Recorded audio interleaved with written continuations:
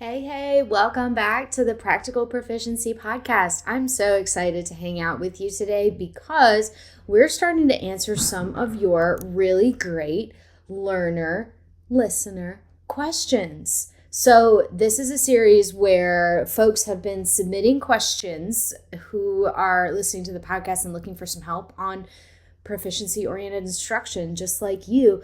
And many of the questions came to be around the entire subject of grammar and what is the role of grammar in a more proficiency-oriented model for your students when using more target language in class. Like, where does this fit in? Because there is a lot of conflicting opinions, I would say, rather than information. So today, let's talk about your grammar options, what it can look like in your program, and what the transition and the practical approach is rather than the all or nothing approach. So I will preface this by saying that this is actually the most common topic that I get hired to teach in school districts. So if you are struggling with the role of grammar in your own program, or if you know your district could use some love on this topic, this is something that I teach about a lot and would love to come visit your school about. But let's get into 3 options that you have for your instructional strategy when working with grammar and making it fit in its right place in your proficiency-oriented program.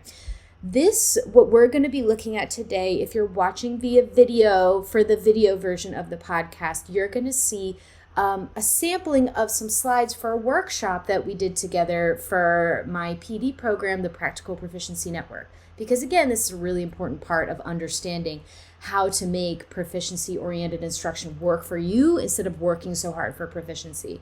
So this is a whole module within the Practical Proficiency Network, and you're going to see a little bit of some examples here. So in this module of instructional strategy, we were talking with members about what is the role of grammar. That's one of the lessons here, and you can see some of the other sections that we talk about as well, including reading and things like that. So let's talk about getting practical here. And there's this great article that's honestly kind of old now. It's like over a decade, from Alyssa Villarreal, all about it's not really either or when talking about grammar. And as a reminder, the role of grammar has now been established in the main guiding ACTFL principles as well. And one of the things that ACTFL says, I think it's number 9, in their guiding principles, is talking about the role of grammar as well. And the role of grammar is presented in ACTFL as, well, grammar is a concept in context. And it talks about more in depth the role of grammar in your program and how it's less about grammar being your program and more about grammar being a stepping stool or even just a piece of the toolkit that your students have access to create more original and hopefully more accurate language, although that's not the focus of most of the proficiency levels we're working with. So here's what this article says, going back to that, even before those guidelines got updated. I think it's from like 2012 or 2013. So this is not a new idea. But Alyssa says here in this article published in The Language Educator that, quote, "It does not mean that we abandoned grammar or accuracy," unquote. For context, we're talking about a proficiency program. Back to the quote, "but rather that we align it to the proficiency guidelines." So that's what we're going for here. What does that really mean for us?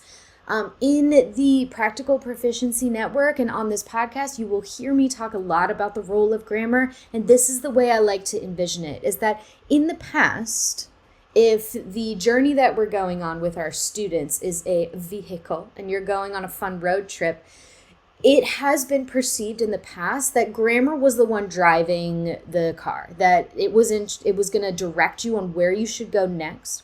And as clarification, we should talk about the fact that what I mean by grammar in this sense is the layperson traditional view of grammar, which is the rules of language and how it's constructed and how it works and interacts with each other, mostly based on form. But the SLA version of grammar is actually different. In SLA, in Second Language Acquisition, grammar refers to all of the elements of form, feature, and function of a language. So it's far more complex than we could boil down into what's in a textbook. There's that famous saying from BVP, Bill Van Patten, that what's on page whatever of the textbook, what page 42, is not what ends up in your head. So we need to reprioritize grammar and make sure that grammar is in its proper place in your program. So grammar's not actually the one who's driving this car. You're the one driving. You decide where things are going in your program, and the things that are your roadmap are things like what level are your students, what kind of input do they need in order to progress, and what are your proficiency goals for that particular unit. So grammar is got the snacks. It's not the one driving. Grammar will support your goals, but it's not the goal. Understanding more about grammar does not lead. We have found in research, in over 50 years of research, that grammar does not lead to being able to use it in context in communicative situations. To further expand on that, we're really saying the idea here that in the world of language instruction, language acquisition, all of that, that understanding and studying more about different form and features and linguistic structures does not actually help us access them when it's time to talk or read or write. It helps us make those things more accurate, but it doesn't actually put those things in our heads. So we need to make sure that we're using grammar in its proper place. Now, many of you already know that. Some of you, it might be a new idea to you. So let's talk about the practical side of this, which is, well, what do you do then? How does this work? Because obviously, this is still an important part of many programs, or so many people wouldn't be trying to get away from it, away from grammar being in the driver's seat. So I have for you some ideas that help to put this whole thing into a transition mode instead of an all or nothing piece, because that's really not going to help you. It's going to create a lot of stress for you and your students. Here we go. No matter what level your students are, they will benefit from these 3 strategies I'm going to show you today, which is number 1, pop-up grammar. Number 2, inductive grammar. Number 3, a 3-week boot camp, which is a really great transition method, especially if you're working in a department where not everybody is on the same page about whether grammar is driving or whether grammar has the snacks. So if you're in a program like that, this particular one will really help you a lot. And I'm gonna also give you a bonus one here, call it like number 4, which is that for many proficiency-oriented teachers, what this really looks like is that the most crucial grammar structures, that instead of trying to deconstruct them, we just show students what they are in living, breathing language and make sure that they know that these are the most important functional chunks that you need to be able to communicate with other people. So that's going to be more of a mindset shift overall rather than a specific tactic. So let's talk about our first one. Number 1, pop-up grammar. Who doesn't love a good pop-up? Now, for pop-up grammar, this is a common method used inside of the proficiency community, especially in the CI community, because they're the ones who popularize this. But the idea of pop-up grammar is this. It's when you're using a specific construction in class and it's happening a lot. Let's say, we'll go with something easy like the past tense. So let's say you're using the past tense a lot to tell your students a fun story about something that happened to you last weekend. And you're using a lot of those context-heavy words like yesterday or last night and things like that. But your students they're following your story when you say things like, I went to the store, but I forgot my grocery list. So you're saying, I went, I forgot, I went back to my house, those things. I went, I forgot, and I returned back to my house. Those 3 verbs are going to have some sort of simple past tense construction. If you're in Romance language, it's going to be, like the preterite. So with that in mind, if your students are saying, wow, that really looks like, I remember that word go, but it looks really different. In Spanish, it looks really different. In French, it looks exactly the same, but it's got a bunch of funky words in front of it. So if you're saying something like, je suis allé in French, your students might be like, hey, I understand where you're going. I see that you said like I go somewhere, and yesterday must mean like I went, but like Why does it have that weird accent? Why is it looking different? So if your students are starting to ask about it, then they're probably ready for you to explain just a quick thing about like, oh, well, when you use the past tense in French, if you're talking about like simple, immediate, one-time actions, what you're going to do is usually you're going to use a past participle with the verb être in front of it, or the verb avoir in front of it. And they'll be like, oh, okay. And then you can just move on. Or if you want to go into like a knockdown, drag out thing about it, you could keep it like 10 minutes or less. And what it looks like is in the moment, in context, you are quickly explaining relevant features. You're not really doing any practice with it, and you don't have any assessment attached to it. You are literally explaining how this past tense structure works in French because your students asked about it, or because it is the way that you're presenting this grammar structure, which is how I used to do it. So what this does is the purpose of it is for them to understand and put together some of those functional elements of, ooh, cool, look at the structure that I already know, which is this verb aller, and look how it forms differently depending on whether it's in a different time frame or not. So it really helps enrich that communicative ability in that specific moment with just that specific phrase. With pop-up grammar, something to keep in mind is that this doesn't mean that you're going to expand to like the full breadth of what past tense looks like, which, by the way, bonus tip, I would say is the number one problem that we have in programs is when the textbook that you're following or the program or the curriculum that you're following says, hey, we're doing past tense now. Often teachers think, well, they have to know everything about the past tense. And that's not true, because in a communicative context, when people are picking up an L2, they don't learn the entire structure all at once. They pick up little pieces of the structure at a time. And usually they actually pick up the irregulars first, because in language, those are the high frequency terms. They're more common. So you can apply this exact same concept when you are doing a past tense unit. Like, it's very common in Spanish too to spend a lot of time on the preterite, and then we do the, what's the word I'm looking for? We use regular preterite for a while, and then we go into irregular mode, and then our students are just drowning in all these flashcards of like, oh my God, there's so many irregular forms of this. But dial it back a little bit and think of it this way instead of, well, I could show them with pop-up grammar some of the really common irregulars that they need to know, like yo fui, which, I mean, like, you have to have that to talk about anything in the past tense, right? But it doesn't mean that you need to also teach the other 1,600,000, thank you Spanish, irregular preterite forms at the time.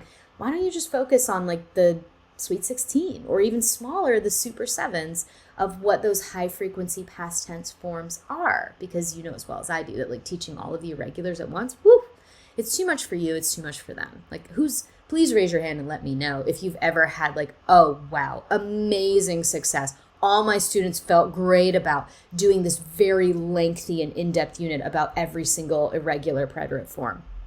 Have you? I don't know a single teacher who's had success with that. So we should try a different approach.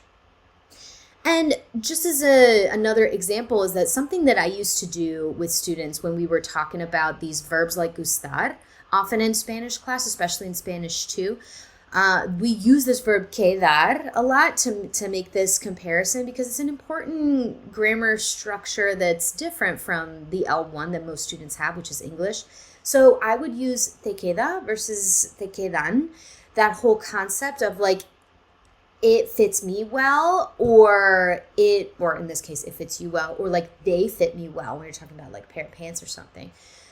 We would do this just by looking at a catalog of clothing, and then we would talk about and use the individual items of like, for pants, you always use quedan. And for this item, like, you know, a scarf or something, or a hat, that fits you well, and it's going to be singular. So it's the whole idea of like, let's keep it in context and don't worry about assessment until you really feel like students have a grasp on maybe more breadth of the subject. But assessment isn't the purpose here. It's actually to help them navigate the communicative situation they're in. The other really great method that I love to use is inductive grammar. There's been a good amount of research actually done on this, and it really helps students to cement this into their brains and into the more long-term memory side of their brains. and it helps them make sense of things. Inductive grammar overall is just the simple idea that instead of presenting the rule to students, whatever that commonality, that pattern, or that rule might be with a specific form or feature of your target language, is that you ask students to figure out the patterns themselves. So it's a lot more interactive, it's a lot more comprehension based, and it's a lot more like you guys figuring it out together. And so it stays in their memories a lot longer, and it helps them make sense of things. Here's how it works. Present a very simple text, really, really simple text with whatever your targeted structure is. So you could say something like, in Spanish, you could do like, voy al cine de nuevo, or fui al cine ayer. And you're going to ask for students to figure out what is the meaning. That's step 3 here.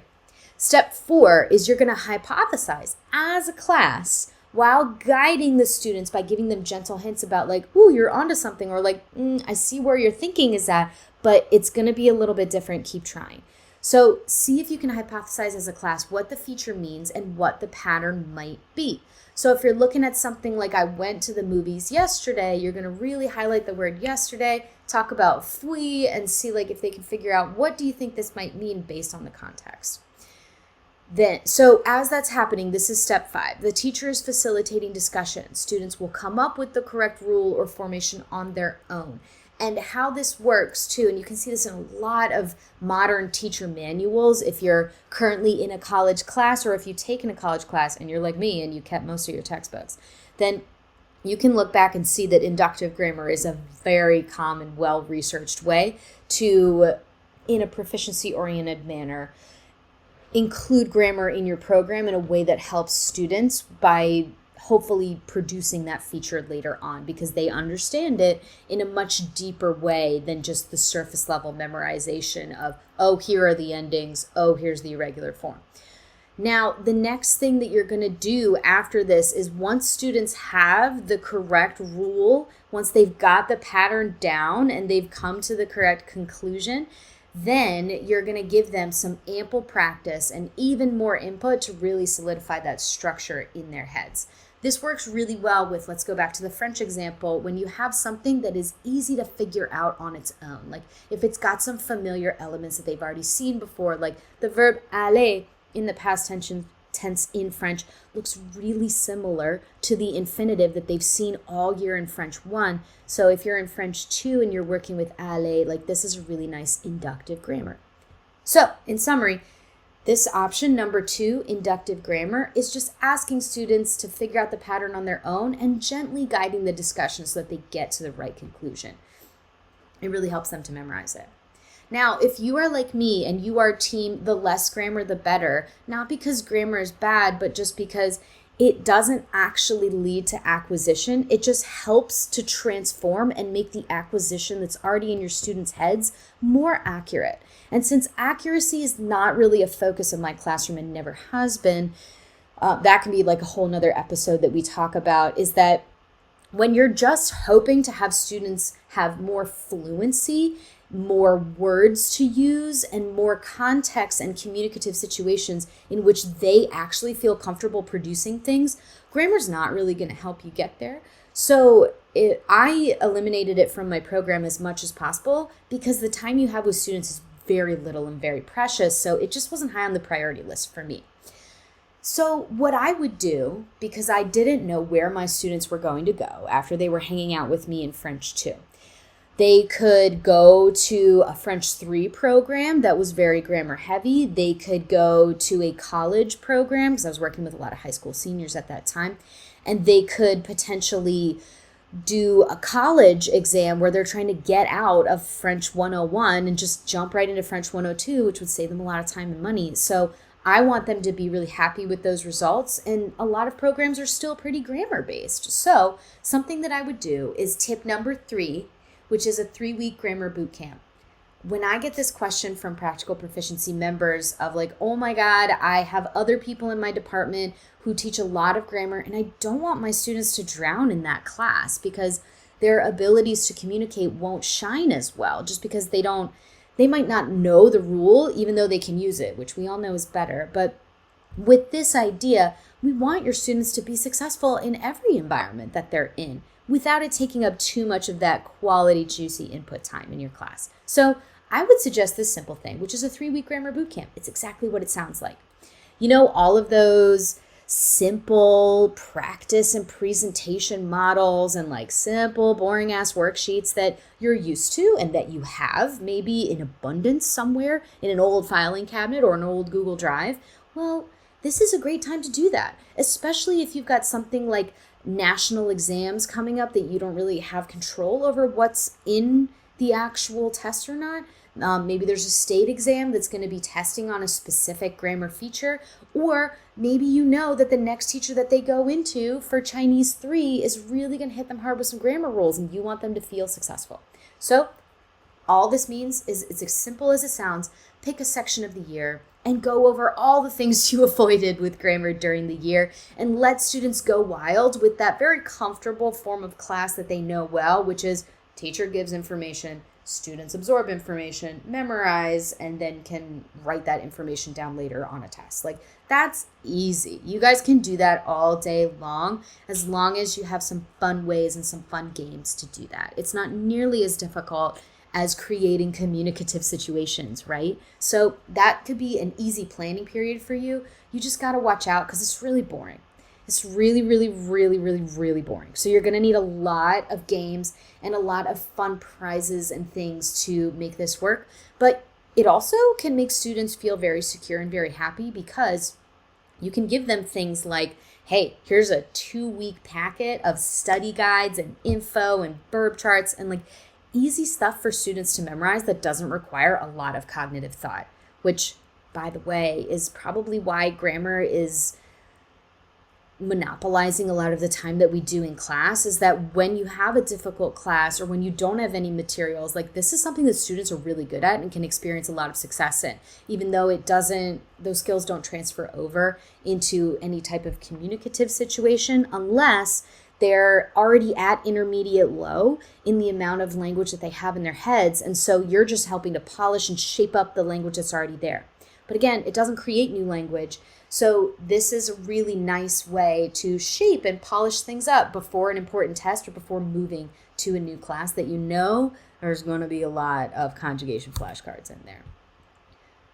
Now, overall, here is one thing that I think helps a lot of teachers who are in a pretty grammar-heavy program transition over into this new world of proficiency without feeling like you have to completely change everything that you already have. Because we just spent a lot of time talking about like, well, grammar is fine, but it's not the best use of your time in class if it's really taking over and, you know, like more than like 20% of your instructional time.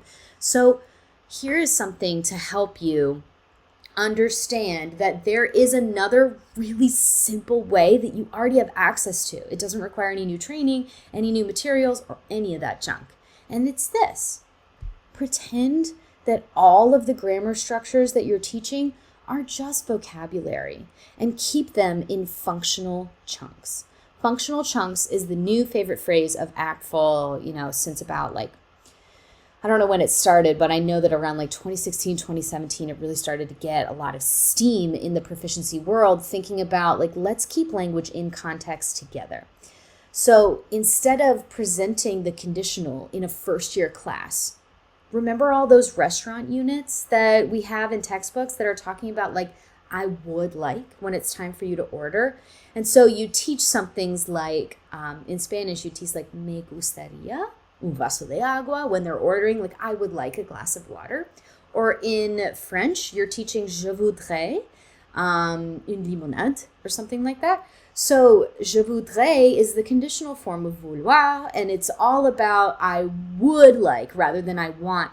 And when you put it in that context, it's a natural piece of your vocab list. And students might be, if they notice, oh, wow, so it's I would like, is it related to I want? Most students won't make that connection. But remember how we always used to teach this? Before proficiency was cool and a lot of people were talking about it, conditional was always part of restaurant units in level 1, always, whenever we were talking about food. And we never bothered in level 1 to expand the entire concept of conditional and say, hey, here are all these other forms of conditional and other ways that you can make polite requests. We just taught the one functional chunk in that one phrase when students needed to access it, to talk about what they needed and to get a communicative thing done, which is to order in a restaurant politely.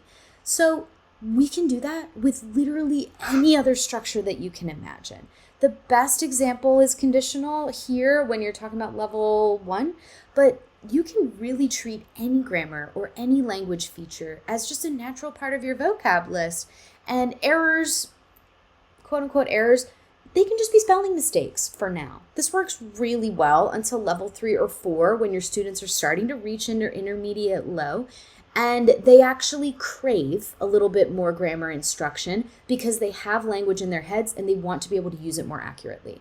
But in the first 2 to 3 years of language, most of your students they're not really going to care that much about how the language works. They don't even have enough language to realize that there's a structure. Or to have enough brain space to pay attention to the structure because they feel like they're, clinging for anything to float on in a sea of language for a long time. So you can just give them little chunks of already constructed pieces of language and let them use that whenever it makes sense for them in a simple context, like, oh, you want to be polite in a restaurant? You're going to use this phrase. It's conditional, but you don't need to worry about that right now. Just say je voudrais instead of je veux.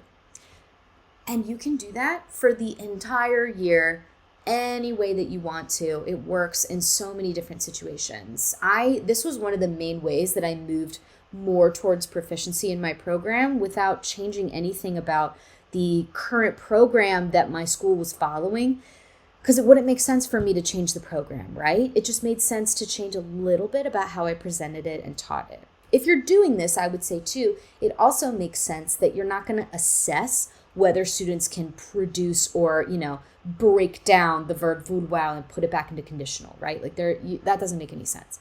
What does make sense is if you're going to give them 2 different verbs that they could possibly use for I want and I would like, and make sure that they circle the one that says I would like to be more polite in a restaurant situation. That's a way you can assess that. We're at a wrap here, y'all. Those are the 3 plus 1 important mindset shift for all of your grammatical constructions. I hope these are really helpful to you for things that you can do to make your program more proficiency friendly without having to actually make a lot of tweaks if you're working in an already pretty grammar heavy syllabus. But remember, at the end of the day, there really are no purists. So do what works for your curriculum, do what works for your students, and make sure that grammar has its rightful place slowly over time without making a ton of changes that are really going to stress you out. Because you and I both know that the most important thing for proficiency to happen is for you to be ready to interact with students in communicative situations and provide input for them, which is a pretty energy draining activity. It's really rewarding, but it's the most important use of your class time. So you need to save and prioritize all of that energy for that activity. Also, I'd like to address a very common misconception about this, which is that we don't abandon accuracy. We're just abandoning the false notion that grammar will lead to acquisition. So studying a grammar structure doesn't help cement that structure more in your students' heads or allow them to access it in communicative situations. So I would say too that one of the things that we need to keep in mind is that accuracy is still an important part of your overall 5-level program, whether you're starting in elementary, middle, or high school. That students don't actually do well with accuracy if you are completely in a comprehensible input focused program, which means that your students are just doing input all day long and responding back to you spontaneously when they have the ability and it comes to them, but without a lot of pressure for output. So in those situations, what we found is in multi-year programs that those students actually really struggle with accuracy. There was a lot of studies done in a Canadian program that was driven by input alone. And accuracy is an important part of our program we need to address, but at the right time. So we're looking more at when students have language in their heads around the end of level 2, around level or year 3, when you know that they're starting to reach and create their own I would say like there's a whole series on this if you'd like to dive deeper into levels. If I'm saying intermediate low and you're like, what does that mean? There's a whole series on this, but I'll leave those podcast episodes for you to check out in the show notes and in the link below here. But just know that your students need to have a certain amount of language in their heads before they can start sharpening it, making it accurate, and all of that. But that phase is still important. We just need to move it a little bit back, We're not doing a lot of accuracy in level 1, barely, if at all. In level 2, we're starting to talk about accuracy with really familiar forms. And then in level 3, we can roll out a little bit more accuracy focus with some pop-up grammar, or method number 2, inductive grammar, or method number 3, doing a 2 to 3 week grammar boot camp. So thank you so much for being here. I hope that this helps you with your role of grammar in your program and having some practical ways that you can move forward with grammar in a way that makes you feel like your students are getting what they need, but they're also not spending too much time on things that won't lead them to acquisition. So let me know, what are some things that you want to know about grammar? You can submit questions to the podcast anytime now. I'm really excited to answer more questions like this. You can check the show notes below or the YouTube description below for a link to where you can submit questions. I would love to answer anything about proficiency, grammar, CI, all that stuff. Anything to do with a healthy, safe, and communicative classroom environment where language is the focus.